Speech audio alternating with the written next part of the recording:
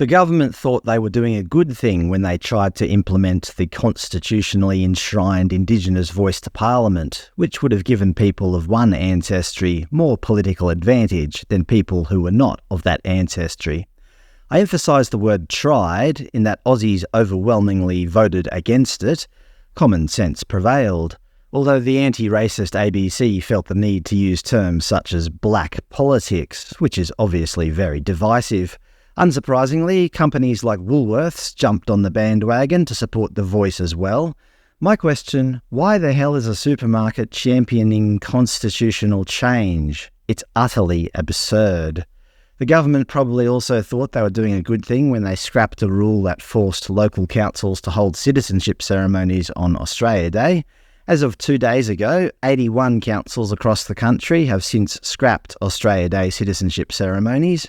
And now, on Australia Day 2024 held yesterday, Aboriginal and pro-Palestinian groups joined forces for massive Invasion Day protests in the big cities. It used to be about changing the date of Australia Day, but that's not enough anymore. I think we all know that changing the date isn't going to do diddly squat. It's not going to help Aboriginal people, and it's certainly not going to appease these activists. Now the protests are all about genocide. Even though we are one of the most egalitarian societies in all of history, genocide is the new proclamation. Land back. Changing the date is nothing now. They want all the land back. And of course, always was, always will be Aboriginal land. Here's a group of protesters in Melbourne yesterday shouting just that. Always was, always will be Aboriginal land. Always was, always will be Aboriginal land. But that's not even enough anymore. Forget about changing the date. They want to change the system. The same protesters don't want to just abolish the date. They want to abolish the state. Alright, we're going to try a new one today. I'm going to say abolish the date and you're going to say abolish the state, okay? Abolish the date! Abolish the state! Abolish the date! Abolish the state! Oh yes, dear listener, they don't want to just abolish Australia Day. They want to abolish Australia. I suppose there's been rumblings of this been going on for a while now, but now they have the fearlessness to actually say it. Let's not mince our words. The government and these companies have created a monster. They have emboldened the activists by pushing for this divisive voice and allowing councils and corporations to attack Australia Day. And now the monster has escaped and is coming back with a vengeance. Abolish the date? No.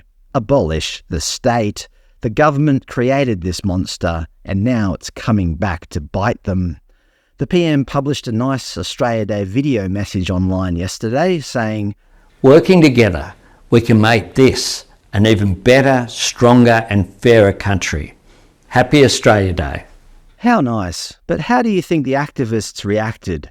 They didn't like those last 3 words. For example, author and former political journalist Lauren Dubois said, "When you're wishing Happy Australia Day on a day you know causes great pain and anguish to so many people, you are being deliberately cruel. You're smiling and celebrating their grief. You stand for nothing. You've changed nothing. You're doing nothing.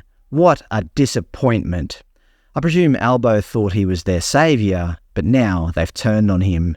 As I said before, there's no pleasing these activists. Let's follow this to its logical conclusion. The activists are not going to stop until one of 3 things happen. Either we give all the land back and relinquish control of Australia, leaving Indigenous people in charge, or we pay the rent and provide reparations. Hey, those roads are built on Aboriginal land. Pay a tax for how many kilometres you drive.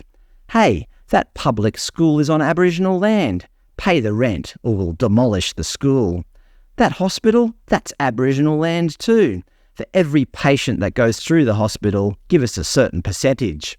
Hey Woolworths, those supermarkets of yours are built on Aboriginal land. 10% of your profits should be enough. Oh, don't get me wrong, Indigenous people will never have to work again.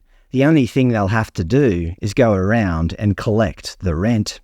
Or the third option, which I think is the most realistic, if the state don't want to lose control to these activists, well, the state will have to stand up and say, no, enough is enough.